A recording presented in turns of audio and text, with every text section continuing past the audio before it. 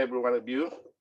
Welcome to the City of Daly City Virtual Spatial Planning Commission of November 17, 2020. The current Virtual Planning Commission meeting format has been undertaken by the City of Daly City is in response to the COVID-19 pandemic. The Planning Commission thanks the public for its participation in the virtual meeting format. It is our intention that the Commission receive any and all comments that you may wish to make for the land use proposal being considered tonight. If you would like to comment, please do so as soon as possible on the OpenGov website. You are now lodged into and Planning Division staff will read the comments you have submitted after each item. Also, after each item, there will be a pause for 5 minutes to ensure that the Commission has ample time to receive any comments communicated to the OpenGov website. Thank you, and let's the flag, Gary. Yes, Okay, everybody. I pledge allegiance I pledge to the allegiance flag to the flag of the United States of America America, and to the republic for which it stands, one nation, under God, indivisible, with liberty and justice for all. Thank you very much, Gary. You're very welcome. Roll call. Sorry. Crump, Here. Pacheco, Here, Satori, Present. Villanueva, Here. Roano. Here. Okay, thank you. And now we go now to the approval of minutes of September 1, 2020. Any motion? So moved. I second. It's been moved and seconded that we approve the minutes of the previous meeting. Okay, everybody say aye. Aye. Aye. Aye. Thank you. Now, tonight we have actually three very important subject matters pertaining to the growth and development of the city. Item 1 will be about general plan amendment, GPA-11-19-014-331, zone change, ZZ-11-19, 014-332, and design review, DR-1119-14333. Regarding Jefferson Elementary School District proposes to construct 56 apartments within 6-2 and 3-story building surrounding central courtyard and associated surface, parking for faculty and staff on approximately 2.4-acre site located at the eastern portion of the MP Brown Elementary School campus located at 305 Eastmore Avenue. A community center and various outdoor amenities would be in the courtyard area. The parking lot would be located outside the perimeter of the buildings. The total proposed gross floor area for the site is 51,715 square feet with a maximum building height of 36-7. The proposal will amend the general plan designation to residential medium density or RMND and the zoning of the site to R3, multiple family residential district, pursuant to the requirements of the California Environmental Quality Act or CEQA. An initial study and mitigated negative declaration have been prepared for this project. And this will be now presented by Carmelisa Morales, the Associate Planner of the Planning Commission. Go ahead, you are recognized. Thank you, Commissioner Satori. Please confirm that you can see my presentation. Yes. Great. Yes. Yes. Good evening, everyone. So as Commissioner Satori has stated, I will be presenting on this general plan amendment zone change and design review for 305 Eastmore Avenue, which is a faculty and staff housing project for Jefferson Elementary School District. The presentation will be a summary of the staff report.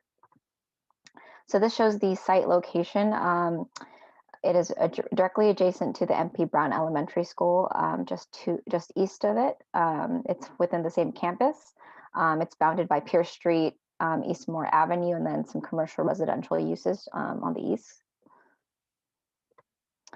Some background information.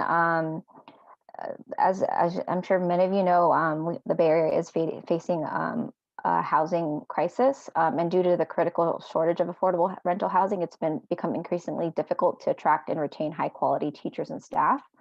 In 2018, JESD proposed a Measure U, which the voters authorized some funding that in some part will be allocated to construct affordable rental housing to attract and retain teachers and staff members. And this project does seek to alleviate the housing issue by offering rental housing for JESD faculty, staff, and their families. This shows an aerial view of a closer view of what the project site looks like. So you can see it's in an open athletic field. And here's some site photos from Eastmore Avenue and some photos from Pierce Street. As you can see, there's a huge topographical change. So it's on a higher elevation on the Pierce Street side versus the Eastmore Avenue side. But it is surrounded by existing tree cover. So this project consists of 56 apartments within 6 2- and 3-story buildings. It is surrounding a central courtyard. There will be a community building and outdoor amenities, including a play structure, community garden. The maximum height is 36 feet and 7 inches. There is plenty of open space, including open lawn areas, some restored hillside habitat, as well as some habitat corridors between the buildings. And there is a loop road that provides 97 parking spaces that would wrap around the buildings. In the next few slides, we'll go over the project plans that were submitted. So this is the site plan. You can see the loop road surrounding the buildings, and the main entry point is at the bottom left corner, and that is from Eastmore Avenue. Here's a landscape plan. You can better see the proposed courtyard and then the green spaces that are also proposed. Here is the ground floor plan, the second floor plan, and the third floor plan. And as you'll see, the northern buildings are the ones that are 3 stories. In the next series of slides, we'll go over each of the buildings' elevations. So as mentioned before, there are 6 residential buildings and then 1 community building. So this is the first building. And this is the second building. This is the 3rd-story building, or the 3-story building. This is also another 3-story building. This is a 2nd-story or 2-story building, building 4. This is building 5, another 2-story building. Building 6, the last 2-story building, and building 7, which is the community center, which is a 1-story. The next few slides are some renderings provided by the applicant. As you can see here, I believe we're facing northeast. You can see the various roof heights, as well as an existing solar canopy on the left, and then the courtyard and community building inside the courtyard, and then the existing tree cover that surrounds the buildings. Here is a profile view. This is the front of the community center. I believe the top lot is right where the gated area is on the left, and then the residential buildings surround the community center. Here is a detailed view of one of the buildings. It's sort of like a picket fence designed for some of the balconies. It can be found in various buildings throughout the site. So just to go over access and parking, there was no issue with parking with this project. It complies with the required parking spaces, which is 97, and it's all provided as surface parking. As mentioned before, the main vehicular access is at the southwest corner off of Eastmore Avenue. And there are also entry and exit gates, which allows for secured access. The loop road does feature a two-way driveway up until the northeast corner, and then it transitions into a one-way driveway. And there are several pedestrian walkways, which is shown in the next slide. So you'll see it at the left side and the bottom left, and then the right side. This facilitates pedestrian access to the school and also to the main road on Eastmore Avenue. So this project is requiring a general plan amendment and a zoning amendment. The proposed density is 23 dwelling units. Currently, the general plan amendment or the general plan designation is public facilities, and because it's changing into a residential use, we have to change the land use designation to residential medium density to allow for the proposed development. As for the proposed rezoning, it is within the Sullivan corridor, and it will stay within the Sullivan corridor. We're just changing the zoning from school to residential high density. And the remainder of the property will still remain existing public school use, so those designations will not change. As for the design review portion of this project, as you can see from the elevations and renderings, it's sort of a modern architectural design with some shed roofs, some overhangs, a mix of colors and siding, which adds architectural interest. I did mention the wood picket design. There's site improvements and thoughtful landscaping throughout. The view of the residential buildings are obscured because of the tree cover that's existing on the property, as well as the sloping topography. And the proposed height and the use are generally compatible with the uses surrounding the project site, which is residential and commercial, all 2 or 3 stories high.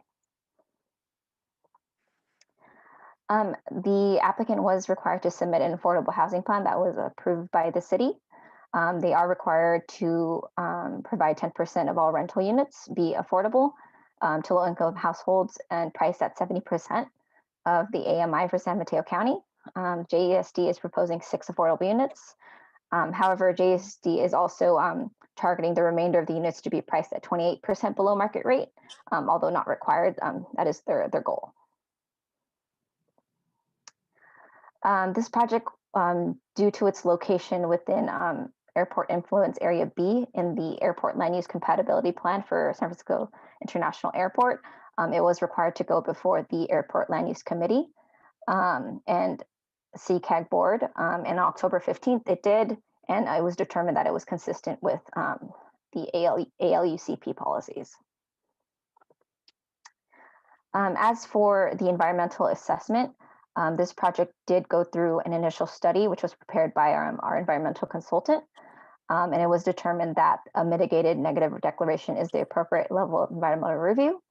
It was finalized last Friday, and the public review period will end on December 2nd or December 3rd. The initial study and the mitigation monitoring and reporting program are all included as attachments in the staff report.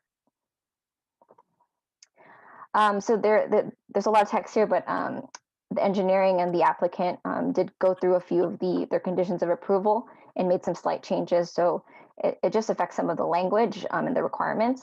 And as you can see in the strike through text and then the bold text, that's what's been deleted and what's been added. So that's for condition of approval 43, 51, 60, 65, and 66. If you have any specific questions about that, I'm happy to answer them. As for the findings, this is a general summary. The full list of findings are available in the staff report. Are you through now? Are you through? Yeah, this concludes my presentation. So this is the recommendations to the Planning Commission, which would be forwarded to the City Council, and that is to adopt the findings, adopt a mitigated negative declaration and mitigation monitoring and reporting program, and then approve the general plan amendment, zone change, and design review, subject to the conditions of approval in the staff report. That does conclude my presentation. JESD would like to make a brief presentation subsequent to mine, so I'll just flip over to their slides so they can get started.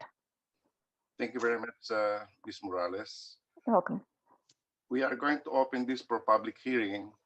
So are there, Tatum, are there any letters or comments that is pertaining to this project? Yes, we do have some comments. Would you like to read the comments or are there to speak? Okay, so you want me to read the comments before we hear? the Just presentation? quickly, yeah, because Okay, well- we are here in virtual, so we don't see them. So just Okay, okay. all right, hold on, let me get to open tab. Or if the commissioners want to speak for this project for or against, you can always just butt in, just make your point. Okay. Any comment from the commissioners? Not right now.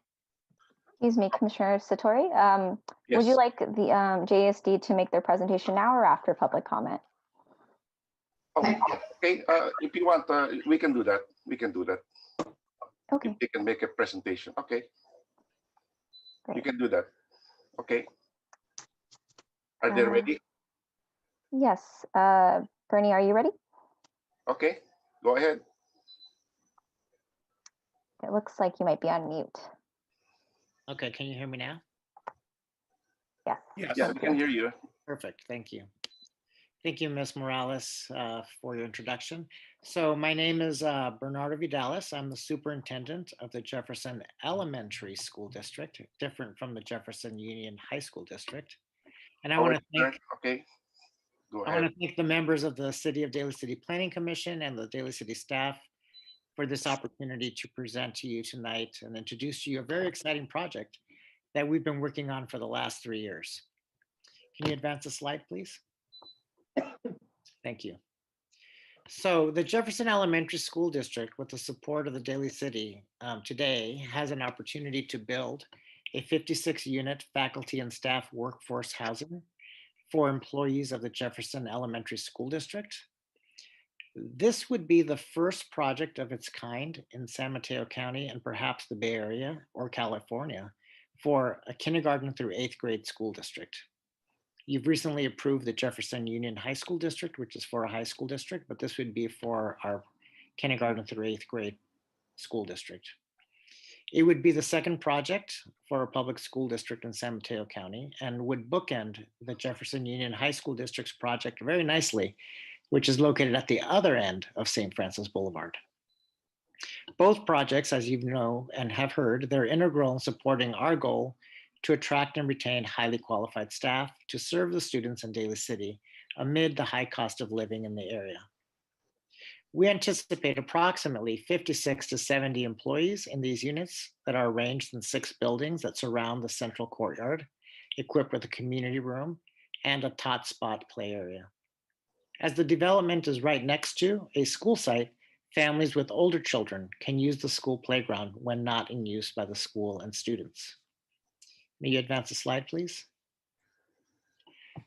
This project has many tangible and intangible benefits in addition to those already mentioned. Principally, this project provides a respite for staff from housing instability stress caused by sudden rent increases or surprise eviction notices enabled by the high demand for rental housing in this area. The additional units of rental housing that's provided by this project, when added to those of the Jefferson Union High School District, have the potential to relieve some of the strain on rental housing in the area so that more residents of Daly City can also benefit from relief of some of the practices enabled by the high demand and low supply of units on the market. The units, as expressed earlier, are aimed to be priced approximately 30% below market rate, maybe more, enabling more staff to live closer to their work sites. The project also meets the Daly City affordable housing requirement for more than the required units. The project has the potential to incorporate our staff more integrally into the fabric of Daly City, economically, socially, as well as strengthening a middle class that is all but disappearing in too many Bay Area neighborhoods. Can you advance the slide, please? So this project incorporates many environmentally friendly features as well. It will be equipped with solar panels, generating clean energy for use on the property. This is in addition to the electricity generated by solar panels for use on the school site. We will utilize a modular construction plan, which will define all of the residential buildings. Been on there for a while. Huh? Yeah, this will reduce our building waste, environmental building noise, and maximize other efficiencies. The parking lot will be equipped with electrical vehicle charging stations, making it possible for residents to consider a cleaner, greener choice in vehicle with the convenience of charging at home, an option not regularly offered to renters. The project is, as you know, centrally located and walking distance from the Colma BART station, enabling trips to San Francisco and the peninsula destinations without use of a car. The project will also be equipped with several bike lockers so that residents who wish can bike to work for recreation or for other activities, making full use of the proposed and planned bike thoroughfare that will be winding through the neighborhood. Advance the slide, please. So we at the Jefferson Elementary School District, on behalf of our board of trustees and our staff, are very excited to offer this opportunity to partner with the city of Daly City to not only make history by approving a first of its kind project for a kindergarten through 8th grade school district, but also continuing to invest in our community students and families, and also in our broader community. We're hopeful that this project, 3 years in the making and the planning, has the components to help our school district contribute to the fabric of this community by explicitly embedding more of our employees in the community that we serve. Thank you for your time and attention to this. I'm available for questions, as are some staff, as well as architects and project managers. Thank you very much, Mr. Bidanes, Thank for you. your well-defined explanation of the project. Are there any questions from my fellow commissioners? Any No, questions? no, No. No. no. Okay. Are you willing to be asked questions, Mr. Bidanes? Of course, if I can't answer, I have. I just like to ask some few questions because Yes, of course. this place I know about, I think 12 years ago, there was an erosion of soil. It went down to the first street and to other surrounding there. Are you aware of that? We did have, I believe, some soil from the side, and that has been addressed now by further reinforcements. Mr. Heath, who's also here with us, can tell you some of the latest improvements we've made for that. We did conduct full soil investigations and analysis to make sure that it can support the structure of this type, and we did get a positive outcome to that analysis. Okay. And how many trees do you think will be cut off in that area in case this go through? How many trees do you think? Mr. Heath, if you're on the call, can you answer that? I know we did have an arborist go by and analyze our trees. Because I know there are several trees in that area. So I'm just addressing this just to clarify, amplify things so everybody will know, because a lot of people are watching now. So there are several trees, and many of those are from the types of trees that are currently at the end of their lifespan, and we've had to remove many of them. But we had an arborist do an analysis. So Mr. Heath, if you wouldn't mind answering, that'd be great. Yes, so on the actual footprint of the project itself, there will be no trees identified as having to be removed. The district will continue to maintain those trees and as necessary for the arborist report. The only area that is actually not on the footprint of the site is the walkway to the south east corner, and currently there are no trees in that footprint of that walkway. Thank you very much. Any more questions to my fellow commissioners? No. Otherwise, we're going. Any question from the panel? If not, we are going to close the public hearing. So any motion to close the public hearing? So moved. Second. It's been moved and We seconded. do have, no, we do have comments from Open Gov. Oh, yeah, okay, yeah. Okay, if I may. Okay. Sorry about Sorry. that. Take the have mic, comments that's Sorry, to it took a read. while to get off mute. Why don't we, I would recommend that we open the public hearing, Chair. We already opened the public hearing here. Oh, okay, then we should read And the I'm comments trying into to the ask you- record. yeah, Thank you. Please, please. Sorry. We will do it. We will do that. That's why I'm Okay, closing thank it. you. Thank you. Open. Just listen carefully before, because sometimes we compromise our meeting, okay? Okay, so we have 3 comments and I will read through them. The first comment is from Maybell Manio, Vice President of Jefferson Elementary. Maybell. Maybell, sorry. The comment says, "Good evening, commissioners. I'd like to comment to show support for this project. Housing is a basic need and is important to help our community attract and retain high-quality teachers and staff. This is our chance to be at the forefront of the solution to this problem. I hope you see the surmountable benefits to this plan. Thank you for your time." Anything else? The next comment is from Clayton Koo. And he writes, "Good evening, planning commissioners and City of Daly City staff. My name is Clayton Koo, and I am a school board member for the Jefferson Elementary School District. The Jefferson Elementary School District Workforce Housing Project, located at 305 Eastmore Avenue, is an important district initiative that will help us recruit and retain high-quality teachers and staff to ensure that all of our K-8 students can thrive. This project will address some of the high cost of living locally for our hardworking staff with the construction of 56 apartment units for our district teachers, staff, and their families.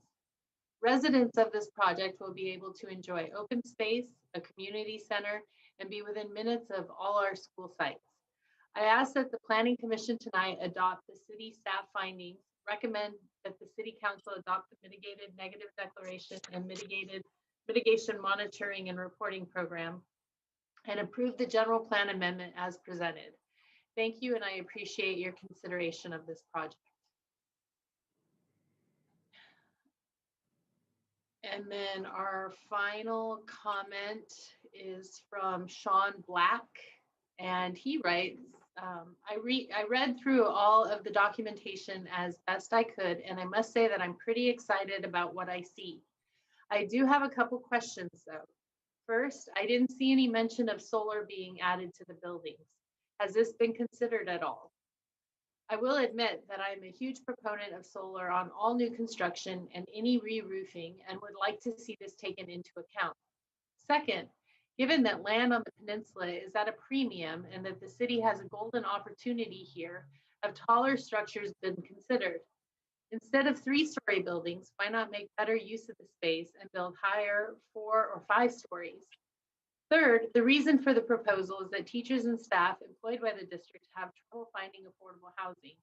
Does this mean that the units available would be provided for them alone, or that they will be prioritized for residency? And that concludes the comments on this item. Okay, in as much as there is a pending motion here by Commissioner Pacheco and seconded by Rick Trump. So all those say aye. All those in favor to close this public hearing. Says aye. Oh, you have a comment, Teresa? Okay, it's been moved and seconded, and then the motion is carried. So we are now closing the public hearing. Now we recommend that the Planning Commission forward to the City Council the following recommendation. Adopt the findings as outlined herein. Any motion? So moved. I second. Been moved and seconded. That say aye in case everything is all are in favor. Say aye. Aye. Aye. Aye. Been moved and second. Motion is approved.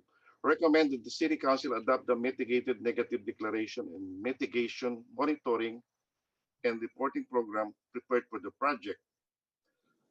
Recommend that the City Council approve General Plan Amendment GPA 11-19-014-4331 zone change ZZ 11-19-01 432 and design review DR 11-1901 4333. So Motion moved. I second. moved and seconded by Gary. Okay, roll call, please. Crump, Aye. Pacheco, Aye. Proano, Aye. Villanueva, Aye. Satori. Yes. So thank you very much to the resource person, and that was the first. This will go to the city council. When is it going to go to the city council, Michael? To go to city council December 10th. Okay, because here, so Mr. Bidanes, for you, I'm sorry. we are December here. 14th. December 14th. December 14th. Yes. So December 14th, we are supposed to be a recommendatory body, but eventually it will be the city council that will approve it. Thank you very much. Okay, going now to Thank you. item number 2, use permit UPR-09 20-014692, the so-called coastal development permit. This is a very controversial one. Sun Hill Property Company proposes to conduct a geotechnical subsurface investigation to characterize and evaluate geotechnical hazards at 4.27 acre site located at 2152 Olympic Way. The exploratory work would consist of up to 6 vertical borings to determine foundation design and prepare a slope stability analysis, 5 test pits for infiltration testing, and 1 trench to identify features indicative of landslide formation. Approximately 350 cubic yards of soil will be temporarily excavated from the trench and test pits and backfilled upon completion of exploration. The exploratory borings and trench would take approximately 2 weeks to complete. Infiltration testing would take 1 to 2 weeks to complete. The result of the investigation will be used to prepare a comprehensive geotechnical study for a proposed retreat center project currently under review under the GPA-09-19-014218, UPR-0919-014197, DR-09-19-014196. The project is in the resource protection combining district, requiring the issuance of a coastal development permit for the proposed grading and extraction of materials. A grading permit application is also concurrently under the review by Engineering Division. Now this will be amplified and presented by staff Carmelisa Morales, Associate Planner. You are recognized, Ms. Carmelisa Morales. Thank you, Commissioner Satori. Hello again, everyone.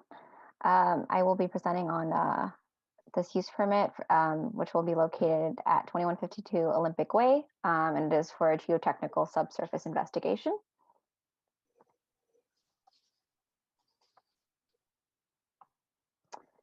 Okay, so in this slide, you can see where the proposed project is located. It is along Olympic Way, which is parallel to Skyline Boulevard, and the next intersection, the closest intersection is John Daly Boulevard. Some background information regarding this project. So the applicant Sandhill Property Company actually submitted a development application for a proposed retreat center, and this was submitted in September 2019. Within the application, there were 2 geotechnical feasibility reports submitted, and both recommended more detailed comprehensive studies that be performed to further characterize and evaluate geotechnical hazards at the project site. And after some review and discussion, especially with other outside agencies such as the California Coastal Commission and also California State Parks, et cetera, the city decided to require the detailed studies upfront. And we asked that the studies include a subsurface and geotechnical investigation, as well as a slope stability and bluff retreat analysis. So I believe it's important to state that this is not a project, this is not a presentation or an approval for the retreat center. This is for an investigation that is required in order to move forward with the proposed retreat center. So this shows an aerial view of the project site. It is adjacent to an existing commercial use, which are some horse stables currently operating, and then a vacant piece of private land to the south. And then on the west side is are the bluffs and the Pacific Ocean, and then Skyline Boulevard and Olympic Way, and some residential neighborhoods to the east. Here's some site photos. This is if you're facing the Pacific Ocean, Olympic Way, that's at the bottom photo. And then if you were at the southwest corner of the site facing north, and you'll see the commercial use that is currently existing adjacent to the property. So this project is for a proposed geotechnical subsurface investigation, as I mentioned, to characterize and evaluate geotechnical hazards at the site. The investigation will be used to develop a comprehensive geotechnical study that would determine the suitability of the site and answer a lot of questions that the city and outside agencies have asked the applicant regarding the proposed retreat center. The coastal development permit is required due to the proposed grading and extraction of materials on the site, which is considered development in the city's local coastal program. And concurrently, there is a grading permit under review by the engineering division and is required for the proposed work. So the next couple of slides will go over the proposed investigation. So this work will be conducted by NGO, which is the applicant's geotechnical consultant. The investigation will include 6 vertical borings, 5 test pits, and a trench. Approximately 350 cubic yards of cut is proposed. All of the material will be returned back to its original locations, and only minimal vegetation removal is proposed. Here's a survey of the site. The project site does include 3 parcels. And this is the site plan showing where the proposed work will be located. As you can see, the various shapes indicate which is the soil boring location, where the test pits are, and where the trench excavation will be located. So for the soil borings, there will be 2 that will be used to gather data on the bedding plane orientations and groundwater depth fluctuation for use in a slope stability analysis. And the other 4 borings will be used to characterize the subsurface conditions, and this will be used to design the foundation of the retreat center. As for the trench, 1 is proposed. Initially, there were 2 proposed, but after a revised site plan, NGO determined that only 1 is needed. It will be approximately 5 feet deep, 5 feet wide, and up to 350 feet long, extending approximately 20 feet from the top of the bluff.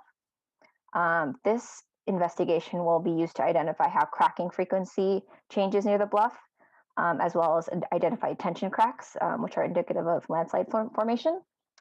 And NGO does not anticipate that the shallow grading operations would pose a risk to the stability of the bluff.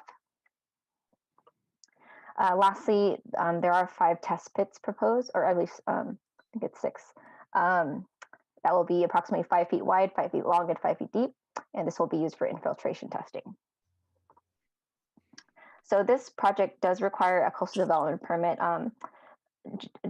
Typically, coastal development permits are for new structures or additions to existing structures, but because the city's local coastal program defines development to include grading and extraction of materials, a coastal development was determined to be required.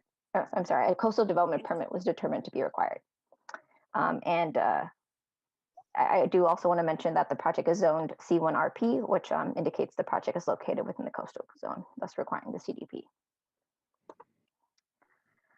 So upon review of the local coastal programs applicable to the project, staff determined that the project is in compliance, specifically in regards to the environmentally sensitive areas. There was a biological resources assessment that was prepared by WRA that was submitted for the application. They determined no special status plant species were observed on the site, and there were no sensitive natural communities or jurisdictional waters or wetlands identified within or directly adjacent to the site. And to avoid any possible impact to these biological resources, there are conditions of approval imposed on the project to protect common nesting birds, which is common in Daly City, and just to mitigate that risk, as well as best management practices when they do conduct the proposed investigation. So staff determined that the project is exempt from CEQA in accordance with section 15303 information collection.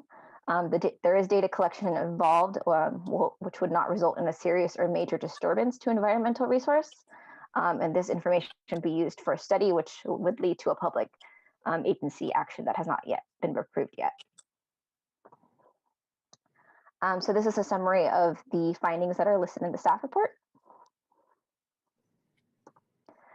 And in conclusion, staff does recommend that the Planning Commission forward the following recommendations to the City Council, which is to adopt the findings as outlined in the staff report, affirm the environmental assessment, and approve the use permit subject to the findings and conditions outlined in the staff report.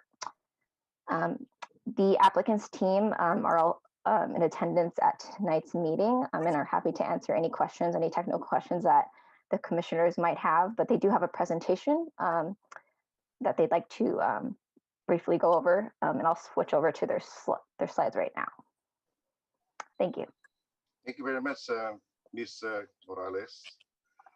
Before I open up the public hearing, I would like to hear from my fellow commissioners if they have any feedback or any comment. Not at the moment. I have a question, or I could ask after the presentation. Oh, you still have the presentation. Okay, go ahead. Yeah. Go ahead. Thank you. This is Nadine. I'm with NGO. We're the geotechnical firm proposing this investigation. So we just want to go over just a brief overview of the proposed work. So the purpose is, like Carmelisa said, to further characterize and evaluate the geotechnical hazards of the site as requested by Daly City and the Coastal Commission. And also to, while we're out there, gain subsurface data needed for preliminary foundation design and percolation data in accordance with Daly City requirements. So the investigation is proposed to be conducted during business hours, Monday through Friday, approximately 7 to 5 p.m.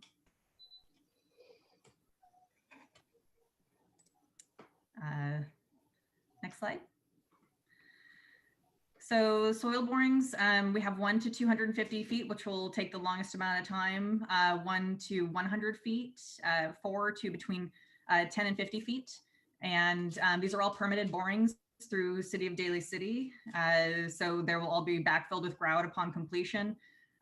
There's a picture of the drill rig that we're proposing to use on the right side of the slide. This is truck mounted drill rig. It's got a maximum height of 35 feet. Noise is on the order of an idling semi-truck, so it won't sound a whole lot different than the noise from the highway nearby. No significant vibrations are anticipated from drilling, and we've estimated about 2 weeks for completion. That's a conservative estimate. Each boring, we're working on them, will have approximately a 70 by 30 foot exclusion zone set up, which are shown on these red boxes on the map on the left. And that's for protection of the public while we're working out there, so that we can open up as much of the public space as possible and safely do our work. Next slide. So our exploratory trench is going to be roughly 350 feet long. It'll be 5 feet wide and 5 feet deep. The purpose is, like Carmelisa said, to look for cracking, bedding planes, potential slip surfaces. It'll be dug by a backhoe, just a standard small backhoe. The trench will be dug over the course of a couple days and then observed and logged by us for additional days. So maximum of about 2 weeks before it's backfilled. And no significant vibrations are anticipated during this. The sediments out here are pretty soft, so there won't be any significant ripping that'll be required. Next slide. And we do have 5 test pits that are proposed. These are for infiltration testing. They'll be 5 feet by 5 feet by 5 feet. dug by the same backhoe used in the trench, and it'll take about 1 to 2 weeks to complete this testing. And I think that concludes our presentation. And actually, Chair Satori, if I may, good evening, Commission. My name is Steve Lynch. I'm with Sand Hill Property Company. I'm the applicant for this project. In addition to our geotechnical consultant and geo tonight, we also have our biologist, Greg Sproul from WRA, as well as our civil engineers from Sandus, who are more than happy to answer any other questions you have. And I would only briefly add to Nadine's presentation. When we started this project about 2 years ago, well before we submitted to the city, we did indeed commission 2 geotech reports and a bit of explanation on that. So we commissioned the first geotech report to try to understand if the cliffs were safe to build on. When everyone goes out there and looks at them, we see, the cliffs are sloughing off. We know there's been issues in the past with the Olympic Club. Their back 9 is right close to this area. We know there's been issues with Pacifica just to the south of this site. So we wanted to understand before we even engage with this property owner, was it safe to build on? Was it safe to have a land use that had people on it? And that we did get from NGO. And not that we didn't believe in NGO, but we wanted to double check. So we actually commissioned the second report from Cotton Shires about 6 months later. And they came to nearly identical conclusions that the site is in fact safe to build on. It is terra firma. It's not part of the bluff that have already slid down the hill. However, as Ms. Morales correctly stated, before the studies could finalize and say definitively 100% yes, they are safe to build on, they wanted to be able to go on site and be able to look at the underground geology. They wanted to see where the water table is. They wanted to see some of the characteristics of the soil to understand before they could say 100%. And based on these 2 reports, we submitted to the city, and that's what Coastal Commission, Daly City, as well as Daly City's environmental consultant, David J. Powers, all saw these conclusions and said, hey, before we move on too much further in the environmental process, we need to understand completely. We need to be 100%. Can these sites be built on safely?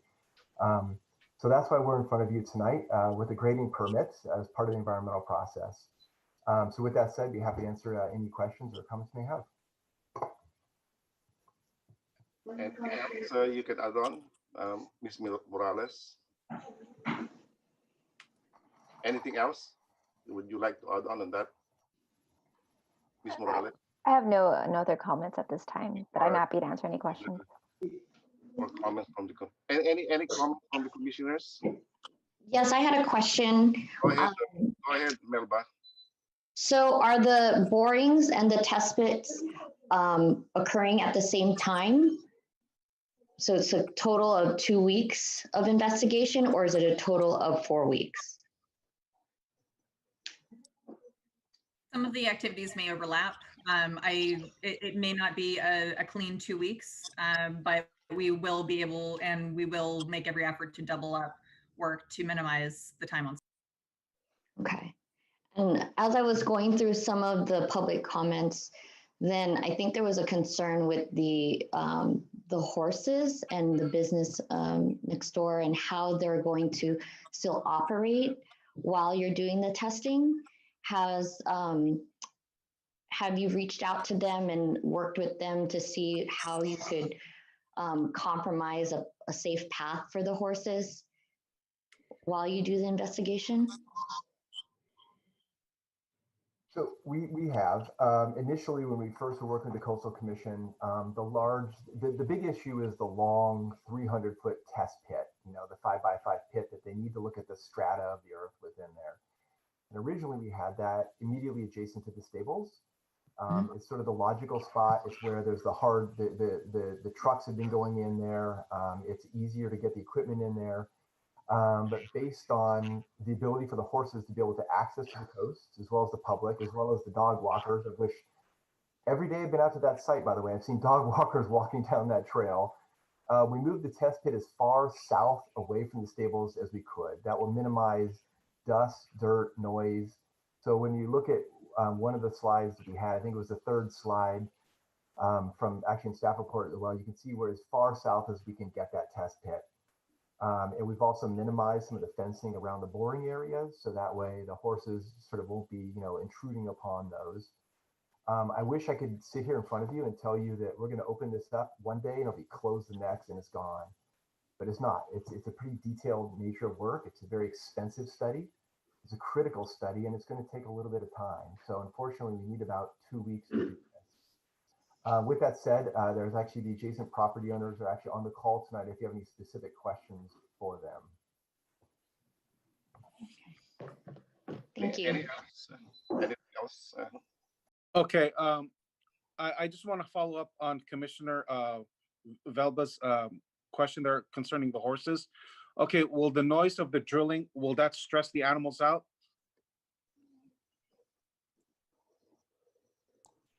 Anybody can answer that? Or any that? Sorry, I could just speak from a little bit of experience. So we do this kind of investigation on almost any new property development in the Bay Area or all over California. We've done this kind of investigation in cattle fields with horses nearby. So there's usually interest on the part of the animal, but we have not noticed a significant disturbance. So that's our experience. Okay, thank you. Point out there is substantial noise from the highway. So to some degree, the horses should be acclimated to disturbance. Okay, thank you. I appreciate it. Anybody else who would like to, Rick, Commissioner Rick, any comment? No, Ray, I don't. Okay, good. Teresa, I know you have some question. Teresa, go ahead. You're unmute. Please mute go ahead. The only thing I was going to say is that when reviewing, I had comments with Carmelisa, was my concerns with the environment and how it affects the community who uses that space. It doesn't, just in looking at the diagram, it doesn't take all the area. But is there a way where it would make it continuous? Meaning the project, does it take all the way where the horses would go and people walk, or are you taking that into consideration when making these plans, whereas you're including the current use of the area? Anybody would like to answer that? Thank you, Commissioner. I think that may be a question for me. Correct me if I'm wrong. Yes, again, stepping back 2 years ago when we were first looking at this site, it's abundantly clear this is a very popular site. Even before COVID has shut things down and caused most of us, to kind of get outdoors a little bit more frequently than we had before and go to our local open space. It's clear this is a very popular site. It's horses, it's professional dog walkers, it's casual dog walkers, it's hikers, it's everyone. So we need to make an accommodation for that. That's obvious. At this point in time, there's trails running sort of all over the site. Some are major trails, some are minor trails. But it's clear that the main trail leading from Olympic Way to what today is probably the only sort of safe access point down to the closed state beach below, that's of paramount concern. That will stay open. There's no thought of closing that. That has to stay open. It's an immediate access for the horses to access the beach as well. So yes, we've heavily considered that. That when the plans ultimately come back to you, you will see that will be what will probably have a public easement put on it. That's my guess. So. I also have another question. Could you explain? Thank you. Could you explain to us your vision of this property, your vision of what you see the community and people using it? It says it's a retreat, I guess. How many people do you envision using this facility? And how can you kind of give us an idea? Well, I mean, I would love to sit down and talk a little bit more detail about that when we get to that point in time. We're actually still working that through with staff, Coastal Commission, as well as state parks in terms of what this project is. But right now, we're still in the environmental review process, and we need to get a grading permit in order to complete the study to be able to even move forward with the normal design and review process. So we've got a long way to go. We did submit some pretty detailed information that's on file with the city right now. It actually explains sort of all about our project. I can forward that to you. But that may be a little bit more than we have time for right now. So. Pardon me, I'm so sorry. It just that Okay. I think it's important that you give us a little outline. It doesn't have to be detailed. What you envision the property becoming due to the fact that we've received so many letters that are against this project and any type of building. And so in my opinion is that if you can express to us what you envision this property becoming, you might have a different response from the community. As it sits right now, community is not excited about your project. Sure. Well, I mean, first, I'm not sure if that's necessarily true, because there are certainly a lot of other aspects of the community that are excited about this. But I do realize that there is a grouping of folks that would like to see this property sort of remain open space in perpetuity. But just very briefly, so what we have submitted for to the city, so we've submitted for a Christian interdenominational retreat center. It's a pretty small building. It's less than 30,000 square feet. It's a 2-story building. And the concept behind it originally came from, so with Sand Hill Property Company, I'm going to back up into the long answer here. We have our normal sort of property development branch, and we also have a foundation. So our foundation, we work with a lot of churches, a lot of nonprofits. We help churches sort of add buildings on or meet various needs. Churches today, very different than they were, 20, 30 years ago, don't have a lot of capital. Some churches are doing fine. Most churches have shrinking congregations. They're losing space. And one of the big needs from a lot of the San Francisco churches and peninsula churches that we heard is they really don't have a lot of places to go to meet. They don't have nice spaces. Churches typically don't pay a lot of lease. So they're kind of the first to go in some of these sense. So that's sort of the original vision as it was conceived. Now, obviously, this isn't just based on Christian churches. If there's a temple or a synagogue or any other group that wants to come and meet in this space, the idea is that it's nonprofit. It's free. If they can pay, they can pay. That's sort of the Monday to Thursday use of this site. The Thursday, Friday, Saturday use of this site would be basically an open community, basically an ability for the community to come in and rent a space. So whether it's birthday parties or civic events or, high-tech product launch, whatever it may be. Weddings is probably a big one, frankly, given, Daly, this is just a beautiful, beautiful part of Daly City. Weddings probably would be a fairly popular venue out there. Hence our rooms that are below there meant sort of for wedding parties be able to stay on site. So that's the idea, is the community could come in and rent the space. Anyone can come in and access this space. It's open to the public. And from my side, from an operational side, that's good, because what it means is there's some money coming in, so the project will ultimately break even. We don't want a project that just doesn't make any money or just is a loss. So that's the idea, is that it's open at certain times to the public, and at other times it's set aside for interdenominational use. Now, with that said, obviously we've looked at the grounds. The grounds need to be improved. The grounds are mostly filled with a lot of invasive ice plant mats and they run deep into the ground. It's going to be a very expensive habitat restoration. And with that, we also want to take a look at the trail system. I've actually submitted a plan to you that has an access plan. I'm not sure if you had a chance to review that. But what it looks at is, number one, the edge of the cliff. It's radically unsafe right now, and there's no other way to say that. I actually went out there with my kids and my dog, and it is incredibly unsafe. And there was an incident there a couple of years ago, as we know. That needs to be made to be safe. There needs to be some signage. There needs to be a nice fence that will delineate the edge of the cliff. And there should even be some lighting that lights up, at least from a foot candle perspective, where people can and cannot go. even the public access points coming off of Olympic Way, it's not accessible, right? It's not on a stabilized surface, probably muddy tonight as we're even talking.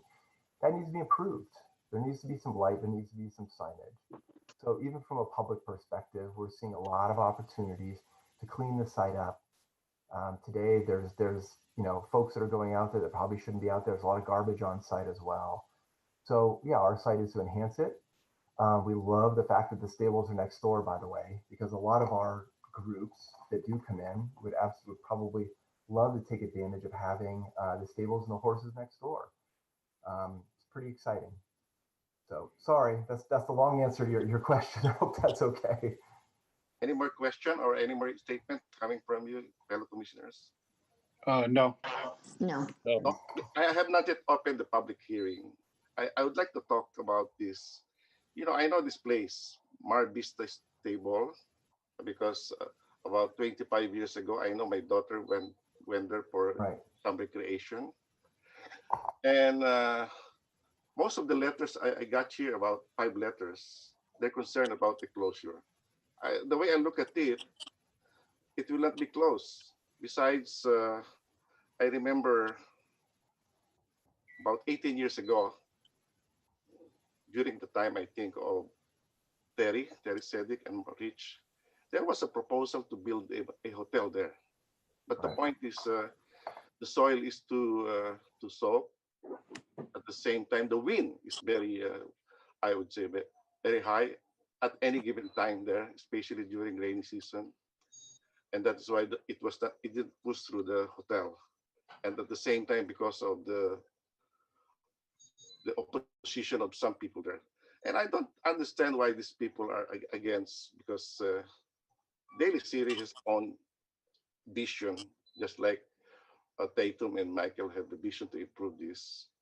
And most of the residents I was looking at it is from San Francisco, not from Daly City, believe me.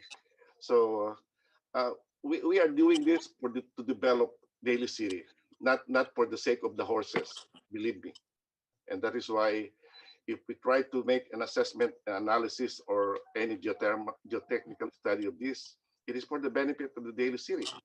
It's not for the horses or for some people living in San Francisco just to enjoy it.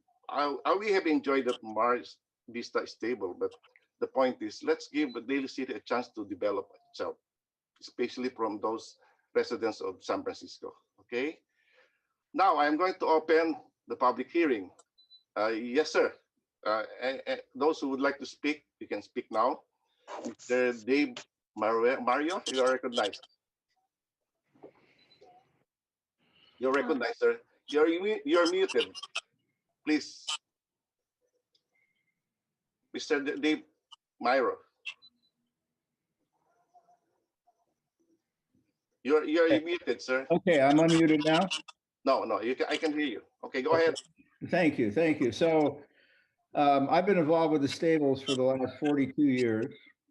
We purchased the property. A group of very, very young folks purchased the property in 1978, and we were all horse people.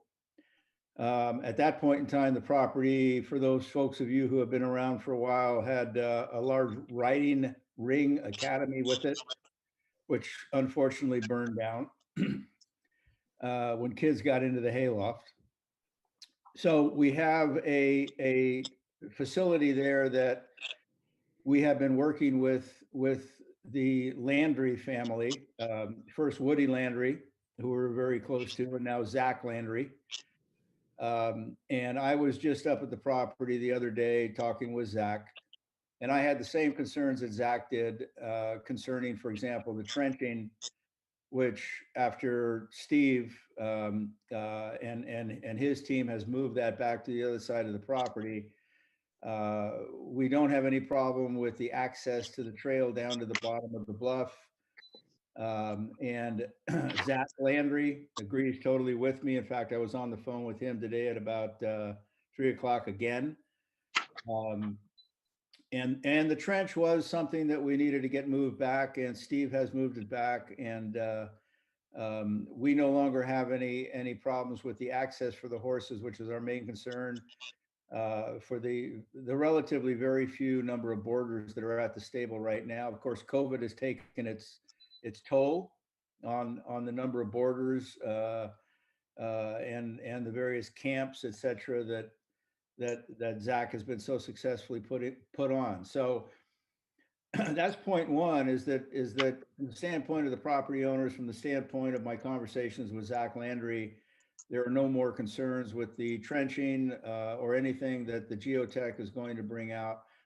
The other point that I really want to make clear is that from the first time that Steve and I met, Steve made the comment to me that they were very excited that the users of this facility would be very, very welcome to use the stables as a very unique source of entertainment for the people that would be using the facility that Steve's group would be building. And we're very much for this. Sir, So, can you limit your talk for about 2 more minutes? okay, well, I'll just end it right there. We have no problem with the work that they're going to do. The leasee, who is Zach Landry, has no problem with the work that's going to be done. And we welcome the work that's going to be done from the standpoint of having people who will really appreciate the stable and the horses going forward. Thank you very much. Thank you, sir. Any more who would like to speak about the project? Anybody else? Through the chair, we do have 5 comments on OpenGov, so I'm ready to read Yes, those I whenever you said that, give yeah. direction. Okay. Would you like us to recognize them, or would you like to talk or read a portion of the letter? I'll go ahead and read all their comments if you're ready. You ready? Sure, go ahead. You're recognized, Tatum. Okay. Let me get to them. Okay, the first comment is from David Ingram. And they write, "My name is David Ingram, and I am a general contractor who has worked around these coastal cliffs since the late 80s. Prior to that, as a child, I ran around these cliffs. I have experienced many changes from the landslide that wiped out the Thornton Beach structures in the 80s, which is adjacent to the proposed work to be done, to the most recent sand slide last year that claimed a life at Fort Funston. Ocean Shore Railway lost tracks and machinery in the early 1900s on these cliffs. Henry Dolger had to move 11 homes being built around the 50s that were starting to slide down the cliff just south of Thornton Beach Lookout. Apartments and homes on Esplanade and Pacifica either fell off the cliffs or had to be removed. 21 homes in the early 2000s around the Palisades area were demolished before they slid into the ocean. This coastline is unstable to build structures on or in close proximity to. I realize the work to be performed is needed to get a better picture of what can be done for a project on this site. I have a few concerns on this exploratory testing. The trenching that is proposed goes across both the equestrian trail and the public dog walker access to the paths down to the bluffs and beach. Since COVID-19, the public using this has increased by 150%. There are safety concerns for the public as well as health concerns for the horses in the adjacent corral. I would assume that the entire lot would be cordoned off to prevent anyone from wandering into the work zone and stepping into the pit/trench. If the lot is to be cordoned off, where would the public dog walkers and equine access the path to the bluff/beach? The large machines may or may not put undue stress on the horses in the corral, and this needs to be considered as well. The heavy machines that will be doing the work will most certainly damage the naturally growing meadow, which is a habitat to many wildlife and native plants intermixed in the ice plant that pervades the entire area. My initial understanding was that the work would be done in 1 day. Now the estimate has turned into 2 weeks. Will this become 3 or 4 weeks? After that, all the trenching pits will be covered back up. Are the plants going to be moved to the side before trenching, digging, and replaced in kind? If the small business known as Mar Vista Stables has no access to riding trails, it will have no major income being generated to support the feed and maintenance of the horses.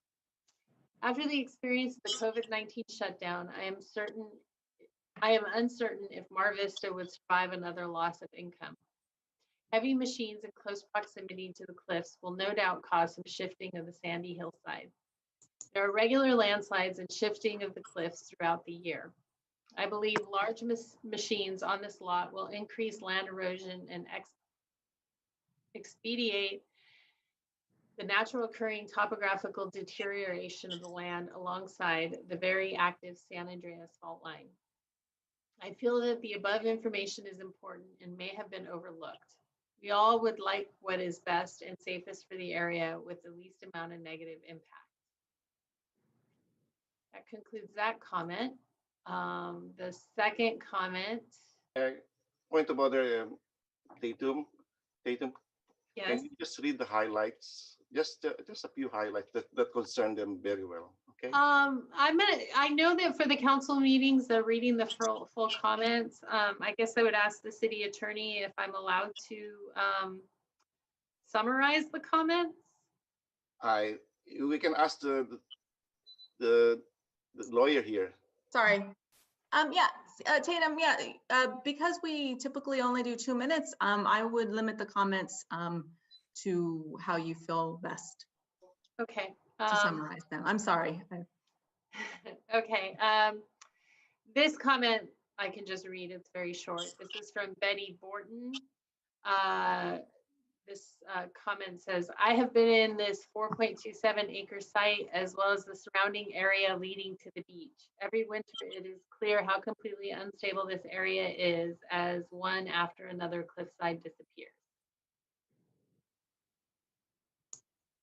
Yeah, the next one is fairly long.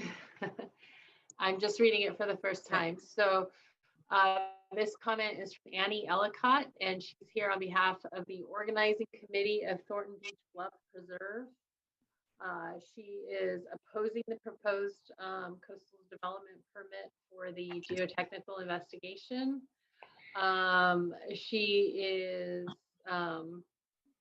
opposing this based on the CEQA review. They're questioning the level of CEQA analysis that was done, and that the categorical exemption was applied, that it's going to impact the business of Mar Vista Stable and have impacts on the livestock housed in the corrals at that business, and asked if SPCA was even consulted to determine the impacts and if there will be any ground shaking. She further states that the land is unsuitable for development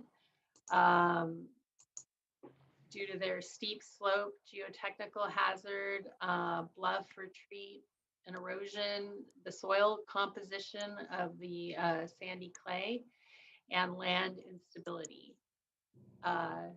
She cites the Daly City's local coastal plan, requires new developments to minimize risks to life and property in areas in high geological hazard areas to assure the stability. She further states geotechnical testing would create unsafe conditions for the public, and that the drilling of holes and trenches will further destabilize the bluff and create an unsafe condition, and potentially doing this during the winter rainy season with the presence of groundwater could further destabilize. She's stating that the project is inconsistent with the current zoning regulations.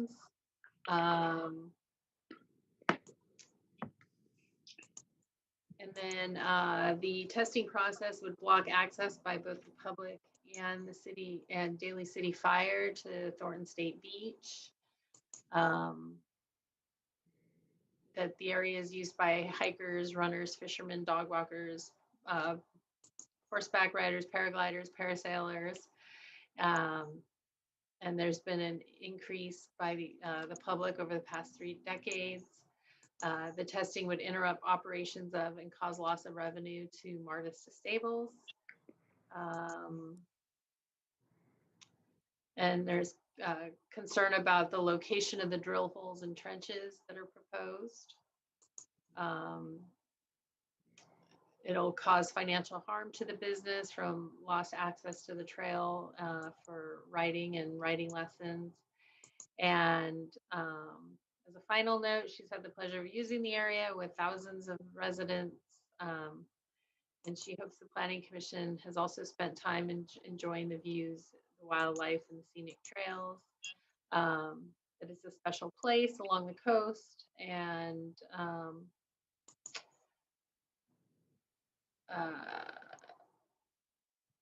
that she encourages outdoor enthusiasts to promote and work with GGNRA, Fort Funston Golden Gate National Parks Conservancy, and private community groups such as hers, the Thornton Beach Bluff Preserve. So there was that comment. We have two more. We have another one. I think I can read this one in less than 2 minutes.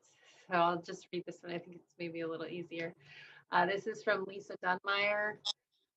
Dear Commissioners, thank you for the opportunity to comment on the permit application to conduct geotechnical subsurface investigations at 2152 Olympic Way. I urge the Planning Commission to not grant this permit due to public safety concerns. The supporting materials submitted by Sandhill Properties includes attachment D, project plans, which identifies the locations for the soil borings, infiltration test pits, and trench excavation. These locations block numerous public paths used daily by hikers and equestrians to access the trailhead for the Bay Area Ridge Trail.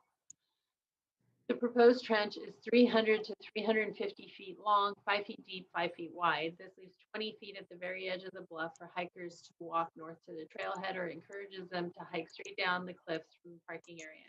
This is a major safety hazard. The trench blocks the trail used by Mar Vista stables conducting public rides with many new beginner riders.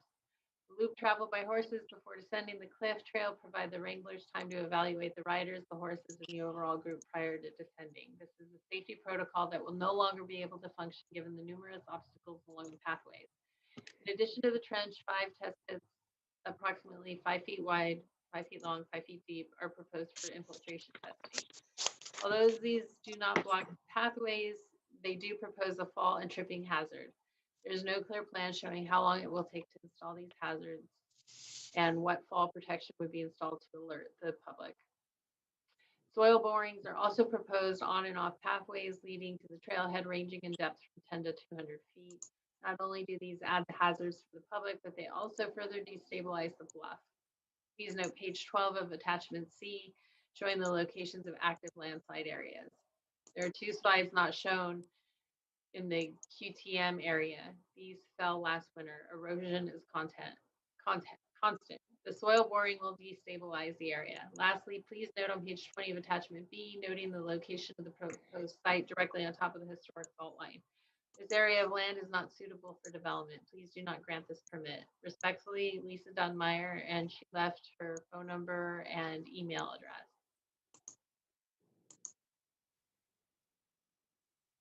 And the final comment is a repeat of the first comment from David Ingram. I guess he submitted as a registered and an unregistered member of OpenGov. So this is just a repeat of the first comment I read to you. So that that completes the comments on OpenGov. Okay. Anything else? Okay. Any motion to close the public hearing? So moved. Second.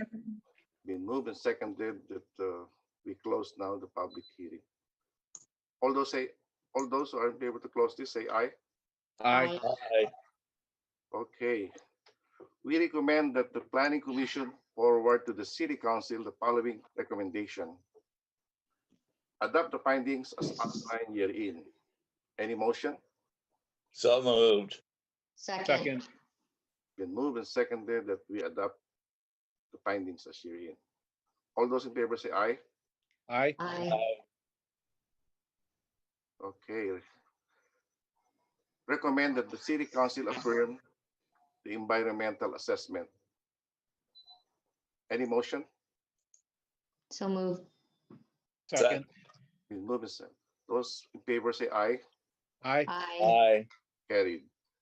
Recommend that the City Council approve use permit UPR-0920-014692 coastal development permit subject to the findings and condition outlined herein. Motion? So moved. Second. It's been moved and seconded. The roll call, please. Crump, Aye. Pacheco, Aye. Proano, Aye. Villanueva, Aye. Satori. Yes. Okay, when is this going to the City Council? Michael? December 14th. Okay, thank you very much. Just for your information. For those who wants to speak in the City Council, they can do that. They can write letters because we are recommending this to the City Council. Thank you very much, Michael. And the third item of the night is the use permit UPR-10-20-14745 and design review DR10-20-14746. Francis Adanza proposes to construct a new two-story residential duplex at 1679 Annie Street, where the existing home on the property will be demolished. This project is categorically exempt from the California Environmental Quality Act, or CEQA, under the CEQA guidelines, section 15303-B. New construction of small structures. Thank you, Honorable Chair, members of the Planning Commission. Okay, go ahead. You recognize Mr. Manager. Thank you, Honorable Chair, members of the Planning Commission. This is a use permit and design review request to construct a 2-unit building at 1679 Annie Street. The zoning requires a use permit prior to construction. Again, this is a 2-story duplex building on a lot that's presently occupied by a single-family home. That home would be demolished and replaced by the duplex building. The building would be approximately 2,550 square feet. The lower unit, Unit A, would occupy the part of the first floor. The other part would be occupied by the garage that would serve both units. The downstairs unit would be approximately 900 square feet. And then the upstairs unit, Unit B, would occupy the entire second floor. And that would be a bigger unit at 1,649 square feet of habitable area. The lower unit would contain 2 bedrooms, 2 bathrooms, living room, and a kitchen. This is a map showing the location on Annie Street of the project site. It's just north of the intersection of Annie and Pierce. Here's a site photo of the home that would be demolished. The Planning Commission may care to note a couple of things in this proposal, and that's the adjacent, it's basically a courtyard for Allied Waste.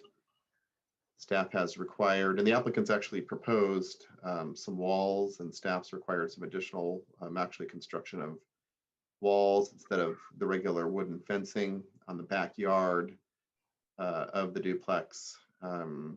Just due to the durability that's going to be needed by the equipment that hits the wall over time, as well as a noise attenuation effort for the residents who enjoy the backyard, the duplex residents who would enjoy the backyard. Also notable here is that we have a guy wire that is coming off of a PG&E pole that would occupy part of the, or would currently rests in where the driveway to the duplex is proposed, and the applicants, of course, going to be required to work with PG&E to relocate or redesign that guy wire some way so that it obviously doesn't block the driveway. So it's a couple of things on this existing site photo to note. Here's the site plan, and it shows the location of the duplex situated on the property. Of course, a much bigger, larger structure than presently exists. Here's the driveway, 2-car driveway. You can take a look at the site the floor plans rather. And these are the floor plans. There's two, as required by the zoning ordinance, there's a 2-car garage. The garage has a dimension of 20 feet wide, and it's a wider garage than we normally require so that the occupants of the duplex who may not know each other just need more space inside the garage. And so that's the reason for the wider garage associated with the duplex. And then there's a 2-car driveway. So 4 total parking spaces, 2 parking spaces per unit. And as I was pointing out, the downstairs of the duplex building is partially occupied by Unit A, and then Unit B above occupies the entire 2nd floor. So these are the floor plans.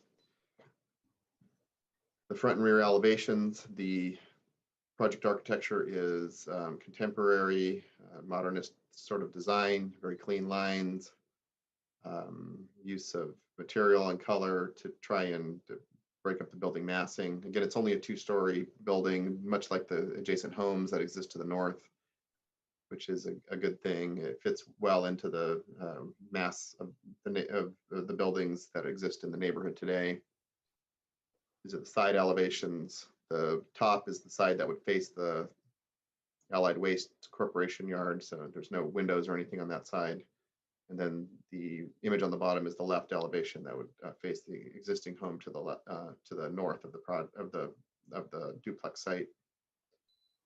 These are some perspective drawings the project architect has supplied to the planning division. Again, good use of materials and color and varying architectural just design elements to try and break up the building mass and provide actually pretty attractive building. Staff actually does have no comments on the project architecture in terms of conditions of approval. This is a pretty good looking proposal, so we don't really have any changes to it. Project's exempt from CEQA, and we're recommending the Planning Commission recommend to the City Council approval of the duplex. If there's any questions, the project architect is present, and staff is also able to answer any questions the Planning Commissioners may have. Thank you very much, Michael. And before I open up the public hearing, I would like to ask first my fellow commissioners if you have any question or any statement to say or any concern. No. Anybody? None. And Teresa, are you okay? I have no questions. Okay, it looks like it's beautiful to me. So I am now opening this to public hearing. Any concern? Public hearing is now open. Anybody wants to talk?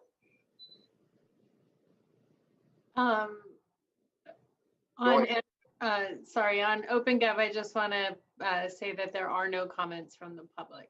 Thank you very much for your information, Clayton. We now close the public hearing, in as much as there is nobody wants to talk on this public hearing. Any motion to close this public hearing? So moved. Second. Been moved and seconded that we close this public hearing. Those who are able to close this, say aye. Aye. Aye. Carried. Recommend that the Planning Commission forward to the City Council the following recommendation. Adopt the findings as outlined herein. Motion? So moved. Second. Been moved and seconded that we adopt the findings as outlined. All those in favor say aye. Aye. Aye. Carried. Recommend that the City Council affirm the environmental assessment. Motion? Motion? Make a So motion. moved. Make a motion. Been moved Aye. and seconded that we recommend this to the City Council. All those in favor say aye. Aye. Aye. Carried. Recommend that the City Council approve the use permit UPR 10-20 14745 and design review DR 10-20 14746, subject to the condition of approval identified herein. So moved. Second. It's been moved and seconded that we approve this. Roll call, please. Crum, Aye. Checo, Aye. Proano, Aye. Villanueva, Aye. Satori. Yes. So it's when it is going to the city council, Mr. Michael? December 14th. Okay, thank you very much for your information. Are there any statement or any communication that you would like to state, Ms. And my fellow commissioners? No. Any acquisition, vacation, or anything, any statement? Nothing. So, None. well, I would like to close this meeting, but before I close this, I would like to say thank you very much. And at the same time, happy Thanksgiving to you, all of you, to your family, and to the staff for a job well done to everybody. So let's keep this up for development and growth of the Daly City. And Definitely. Thank you. Thank you. And happy Thank you. Thanksgiving. Happy Thanksgiving. Any Happy motion to Thanksgiving, adjourn the everyone. meeting? Be safe. Thank you. So moved. Any motion to Oh. adjourn the meeting? So moved. Second. Second. It's been moved and seconded that we adjourn this meeting until the next time. Thank you very much and have a good night to Thank everybody. you. All right. Thank Good you, night, everyone. Thank you, Good night. commissioners. Take care. Bye-bye.